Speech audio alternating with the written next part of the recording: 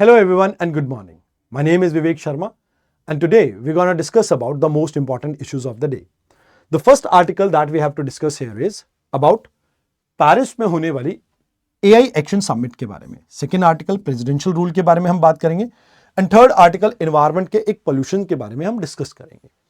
शुरुआत करते हैं आज की पहले टॉपिक से AI से. देखिए, जब से AI इंट्रोड्यूस किया गया है तब से लोगों के मन में एक डर चल रहा है कि इससे बहुत से लोगों की जॉब्स जाएगी. तो इस वजह से हर कंट्री यहां पर कोशिश कर रही है कि किस तरह से रेगुलेशंस और रूल्स को डिजाइन किया जाए ताकि मैक्सिमम सोसाइटी को बेनिफिट मिल सके इससे. तो अभी 58 कंट्रीज आपस में मिलती हैं पेरिस के अंदर और इसी समिट को नाम दिया जाता है एआई एक्शन समिट. इसमें ऑल्दो यूएसए और यूके ने पार्टिसिपेट नहीं किया है. यूएसए कहता है कि भाई हम तो मार्केट ड्रिवन एआई को फोकस कर रहे हैं, हम यहां पर ओवर रेगुलेट नहीं करना चाहते. बहुत ज्यादा रेगुलेशंस आएंगे तो इससे इनोवेशन खत्म हो जाता है. वेयर आज यूके ने कोई क्लियर रीजन नहीं दिया है. तो इस समिट का जो ऑब्जेक्टिव था कि हम ये इंश्योर करना चाहते हैं कि जो एआई की गवर्नेंस है वो इंक्लूसिव हो, कि सभी का साथ सबका विकास हो, यहां पे वो सस्टेनेबल हो, कि ऐसा ना हो कि लॉन्ग रन में हमारे को कोई प्रॉब्लम्स उसके साथ देखने को मिले. एंड इवन यहां पर हमारा फोकस है पीपल सेंट्रिक हो, कि लोगों का मैक्सिमम लोगों का भला हो सके. एंड साथ के साथ हम जॉब लॉसेस को भी यहां पर कहीं ना कहीं हैंडल करना चाहते हैं. तो हमारा जो फाउंडेशनल वैल्यू हो एआई की वो एक्सेसिबिलिटी को प्रमोट करे. अब सोसाइटी में एक सबसे बड़ी जो प्रॉब्लम है कि डिजिटल लिटरेसी हर एक के पास नहीं है, तो वो डिजिटल डिवाइड को हम खत्म कर सके. And in addition to this AI should be human centric, कि भाई एक्चुअल में कैसे एआई का नेगेटिव इंपैक्ट ह्यूमंस के ऊपर कम कर सके, हमारा वो भी यहां पर ध्यान है. अब देखिए, इंडिया इसमें क्या कहता है. इंडिया कहता है कि देखो, हिस्टोरिकली अगर जब कंप्यूटर आया था उस चीज को देखें तो कंप्यूटर से लोगों की जॉब नहीं गई. जिन्होंने अपने आप को अपस्किल या रीस्किल कर लिया उनके लिए तो ये एक बड़ी अपॉर्चुनिटी लेके आई. तो दैट्स व्हाई इंडिया सपोर्ट करता है एआई को. बट एआई किस तरह से डेवलप हो, कहते हैं कि जो ग्लोबल साउथ के कंसर्न्स को समझे, क्योंकि हमारे पास सबसे बड़ा कंसर्न क्या है, मेजॉरिटी बिग शॉट कंपनीज जो हैं जिसके बड़े बड़े डाटास पे ये एआई को ट्रेन किया जाता है, they are located in west. अब जो ग्लोबल साउथ है उनके पास इतनी ज्यादा कंपनीज है नहीं.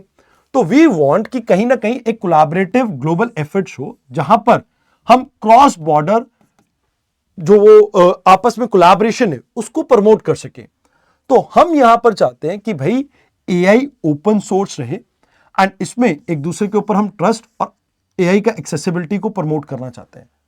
अब इसमें जो डाटा प्रोवाइड किया जाए वो अनबायस हो. यहां पर हमारा फोकस ये भी है कि जो हाई क्वालिटी डाटा यहां पर प्रोवाइड किया जाए.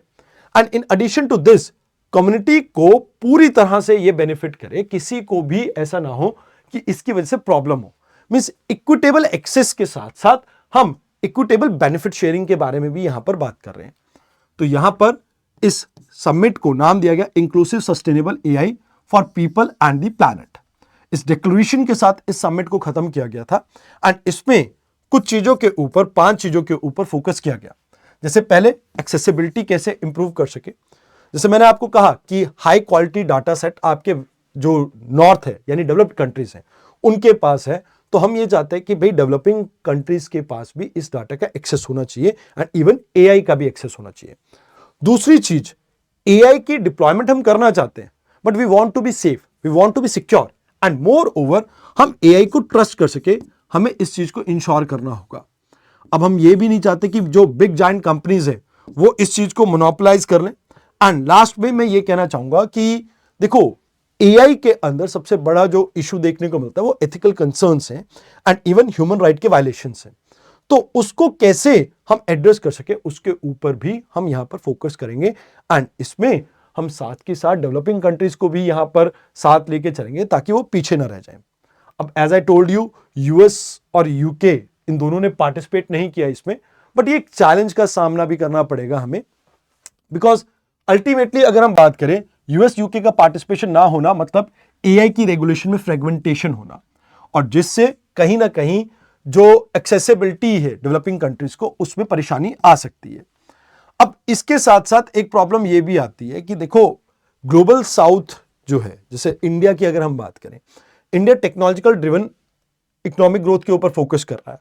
अब फोकस यहां पर हमारा टेक्नोलॉजी के ऊपर तो है, बट एआई के अंदर कैसे हम ओपन एआई को प्रमोट कर सकते हैं जो कि एक्सेस प्रोवाइड करे सभी को, उसके ऊपर हमारा यहां पर फोकस होना चाहिए। अब इसके लिए आपको यह समझना होगा कि भाई ग्लोबल साउथ का आपस में कोऑपरेशन एंड ग्लोबल एक पॉलिसी होना एआई के ऊपर बहुत जरूरी है। तो उसको बिल्ड करने में, कंसेंसस बिल्ड करने में आपको थोड़ी दिक्कत आ सकती है, but yes we will move through. अब इसमें कहा जाता है कि भाई क्या क्या आपको चीजें यहां पर डाइवर्ज होती हुई दिखती है एआई की अप्रोच में। तो कहते हैं इंडिया और यूरोप सेम पेज पे हैं, जहां पर हम चाहते हैं कि सभी सोसाइटी के लोगों को इससे बेनिफिट हो, एंड इवन एआई की पार्टनरशिप में जो डेवलपिंग कंट्रीज है इनका भी कंट्रीब्यूशन रहे। वेयर एज यूएस का जो फोकस है, कहता है टाइट रेगुलेशन कभी भी इनोवेशन को प्रमोट नहीं करता।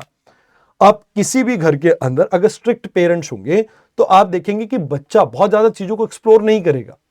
तो वही चीज यहां पर हम प्रिवेंट करना चाहते हैं ताकि एआई को उसके ट्रू पोटेंशियल तक हम पहुंचा सके। तो दैट इज दे। तो इस आर्टिकल में इतना ही था, आई होप आपको समझ में आया हो। Now let's talk about presidential rule. देखो प्रेसिडेंट रूल अभी हम किस कंटेक्स्ट में बात कर रहे हैं, मणिपुर की, क्योंकि मणिपुर की गवर्नमेंट ने अभी रिजाइन कर दिया है। अब देखिए अगर देखा जाए इंडियन कॉन्स्टिट्यूशन में दो आर्टिकल हैं जो इससे डील करते हैं, आर्टिकल 356 एंड आर्टिकल 365। अपना मेजर फोकस है आर्टिकल 356 का, जो कि कहीं ना कहीं कॉन्स्टिट्यूशनल फेलियर के बेसिस पे जो स्टेट गवर्नमेंट है उसको हटा के यहां पर प्रेसिडेंट रूल को एस्टैब्लिश करती है। प्रेसिडेंट रूल का मतलब यह होता है कि यहां पर governor on behalf of state government work करेंगे, एंड ये प्रेसिडेंट के लाइक आप कह सकते हो रिप्रेजेंटेटिव है उस स्टेट के अंदर, मतलब on the behalf of president he will be working for the state. अब पार्लियामेंट यहां पर लेजिस्लेटिव पावर को एक्सेस करती है, एंड हाई कोर्ट आपका जैसे पहले वर्क कर रहा था इंडिपेंडेंटली, वैसे ही इंडिपेंडेंटली अपना वर्क करता रहेगा। अब देखिए प्रेसिडेंट रूल अप्लाई करने के लिए दो चीज होती है, या तो गवर्नर रिपोर्ट दे सकते हैं या गवर्नर रिपोर्ट ना भी दे तब भी प्रेसिडेंशियल रूल लग सकता है। अगर गवर्नर रिपोर्ट देते हैं प्रेसिडेंट को तो प्रेसिडेंट उसको कंसिडर करते हैं एंड उसके बेसिस पे डिसाइड करते हैं कि क्या प्रेसिडेंट रूल अप्लाई करना है कि नहीं। अगर प्रेसिडेंट रूल अप्लाई करना है तो एक प्रोक्लेमेशन दी जाएगी, उसके बाद 2 मंथ के अंदर आपको दोनों हाउसेज लोकसभा और राज्यसभा से इसे पास करना होगा। अगर नहीं करवा पाए तो उसी टाइम ये लैप्स कर जाएगा, एंड इनकेस अगर हो जाता है तो यहां पर आप ये मान के चलो कि मैक्सिमम 3 साल तक आप इसे खींच सकते हैं, प्रेसिडेंशियल रूल को 3 साल तक। बट यहां प्रोविजन ये किए गए कि आप एक बार में 6 महीने तक ही इसे एक्सटेंड कर सकते हो, मतलब एक बारी में 6 महीने, फिर अप्रूवल, फिर 6 महीने। अब 1 साल के बाद अगर आपने इसे एक्सटेंड करना है, मतलब 3 साल तक लेके जाना है, तो उस केस में देश के किसी हिस्से में या तो नेशनल इमरजेंसी हो या इलेक्शन कमीशन ये कह दे कि भाई अभी हम इलेक्शन कंडक्ट नहीं करवा सकते, तो इन 2 केसेस में ही ये पॉसिबल है आपका। अब वेरियस ओकेजन पे अगर हम देखें प्रेसिडेंशियल रूल को इंपोज किया गया, इन टोटल आजाद भारत में 134 टाइम आपका प्रेसिडेंशियल रूल अप्लाई किया गया। अब ये तो आपको पता होगा भीमराव अंबेडकर जी ने जब कॉन्स्टिट्यूशन बनाया था तो उस समय उनका मानना था कि ये कॉन्स्टिट्यूशन में एक डेड लेटर का काम करेगा, बट 134 बार 29 स्टेट्स और यूटी में इसको इंपोज किया गया। तो कहीं ना कहीं आप ये मान के चलो कि ये ऐसी सिचुएशन क्रिएट कर देता है जहां पर बहुत से चैलेंजेस आपको देखने को मिलते हैं। अब चैलेंजेस क्या देखने को मिलते हैं, देखो सबसे पहला जो चैलेंज आपको देखने को मिलता है कि फेडरलिज्म के प्रिंसिपल के ये टोटली अगेंस्ट जाता है, क्योंकि फेडरल स्ट्रक्चर में पावर 2 हिस्सों में बांटी जाती है, सेंटर और स्टेट के बीच में। अब यहां पर सेंटर सारा कंट्रोल ले लेता है, तो एसआर बोमाई केस में सुप्रीम कोर्ट ने कहा था कि भाई ये जुडिशियल रिव्यू की प्रीव्यू में आता है। अब जुडिशियल प्रीव्यू कब होगा, तो कहते हैं कि जुडिशियल प्रीव्यू ये देखेगा कि कहीं इलीगल डिसीजन तो नहीं है, कहीं मैलिफाइड इंटेंट के साथ तो सरकार को नहीं गिराया गया, या पावर का अब्यूज कर रहा हो कोई, या ऐसा हो कि लाइक आप ये कह सकते हो फ्रॉडलेंट जो ग्राउंड है उस ग्राउंड पे कहीं ना कहीं सरकार को गिरा दिया हो। तो यहां पर इस चीज को इंश्योर करने के लिए कि भी सेंटर की पावर के ऊपर कुछ लिमिटेशन लगा सके प्रेसिडेंशियल रूल इंपोज करने के लिए, इन 4 प्रिंसिपल के बेसिस पे हम यहां पर प्रेसिडेंशियल रूल को अप्लाई करते हैं। नाउ द थिंग इज, दूसरा सबसे बड़ा जो चैलेंज आता है वो पॉलिटिक्स या पॉलिटिकल मिसयूज का आता है। जैसे इंदिरा गांधी के टाइम पे ये चीज देखने को मिली थी कि भाई जैसे ही सेंटर में सरकार मिली और उन्होंने नीचे की जितनी भी नॉन कांग्रेस गवर्नमेंट थी उनको कहीं ना कहीं स्टेट्स में बर्खास्त कर दिया, तो वहां पर प्रेसिडेंशियल रूल लगा दिया। तो यहां पर सिर्फ आपके ऑपोजिशन में कोई पार्टी है और वो इस चीज को रूल कर रही है, स्टेट को रूल कर रही है, तो ऐसी चीज ना हो कि भाई वहां पर सिर्फ ऑपोजिशन पार्टी रूल कर रही है, इस बिना पे आपने सरकार को गिरा दिया। तो ये एक सबसे बड़ी प्रॉब्लम है जो कि डेमोक्रेटिक वैल्यूज के अगेंस्ट जाती है। तो हमें इसको भी यहां पर देखना पड़ेगा, चेक करना पड़ेगा। In addition to this, center का ओवररीच कहीं ना कहीं जो स्टेट के अफेयर्स में, उसको वो भी एक हमारे सामने प्रॉब्लम है। एंड इवन जो डेमोक्रेटिक मैंडेट है कि भाई जो गवर्नमेंट लोगों ने वहां पर वोट करके बनाई है, उस गवर्नमेंट को कहीं ना कहीं आप गिरा देते हो, तो पीपल की जो विल है आप उसको डिसरिगार्ड कर रहे हो। इवन आप टाइम एंड अगेन ये देखते हो कि भाई जुडिशियल इंटरवेंशन के थ्रू यहां पर रिवर्सल किया गया है। जैसे फॉर एग्जांपल अरुणाचल प्रदेश में 2016 में गवर्नमेंट गिरी थी, बट बाद में सुप्रीम कोर्ट ने यहां पर गवर्नमेंट को रिस्टोर किया। तो यहां पर जो आपके कोर्ट्स है, इनका रोल बहुत ज्यादा इंपॉर्टेंट हो जाता है। अब कुछ लोग इसके फेवर में भी हैं। फेवर में जो लोग हैं वो ये कहते हैं कि भी देखो, कई बार ऐसा हो जाता है कि लॉ एंड ऑर्डर की सिचुएशन को मेंटेन करने के लिए इट्स नेसेसरी, जैसे मणिपुर के केस में हुआ।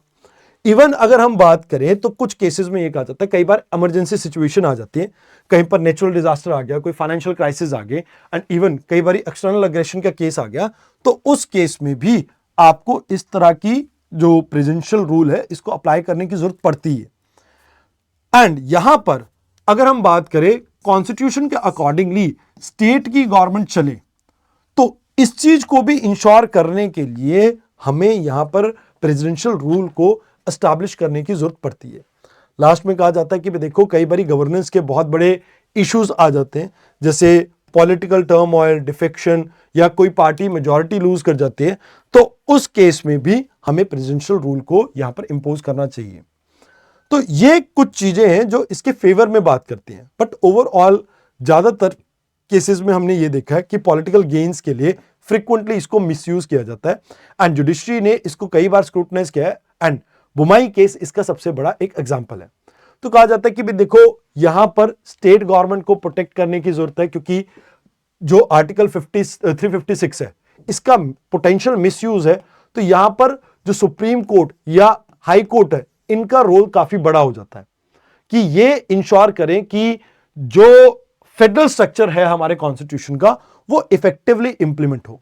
मोर ओवर यहां पर जो गवर्नमेंट इवन कई बार डिसमिस कर दी जाती है, उसको रीइंस्टेट करने के लिए भी आपकी जुडिशरी का लॉ, जो आपका जुडिशरी का जो रोल है वो काफी इंपॉर्टेंट हो जाता है। एंड इवन अगर आप देखें तो यहां पर सबसे बड़ी बात यह है कि देखो, बहुत सारे केसेस में हमें यह देखने को मिलता है कि पॉलिटिकली मोटिवेटेड एंगल से कई बार किसी स्टेट्स में सरकार गिराई जाती है। तो हमें कॉन्स्टिट्यूशन के जो मेजर पिलर्स हैं, जिसमें एक बेसिक स्ट्रक्चर का पार्ट है आपका जो फेडरलिज्म, इसको प्रोटेक्ट करने के लिए हमें इंश्योर करना होगा कि कैसे इफेक्टिवली हम यहां पर एक ऐसा, आप ये कह सकते हो कि लीगल सिस्टम डिजाइन कर सकें जहां आर्टिकल 356 को हम मेयर एक डेड लेटर की तरह ही रखें, और जब नेसेसरी ना हो, अननेसेसरीली इसको इंपोज ना किया जाए। तो दैट इज देयर। आइए अब बात करते हैं आज के आखिरी आर्टिकल की।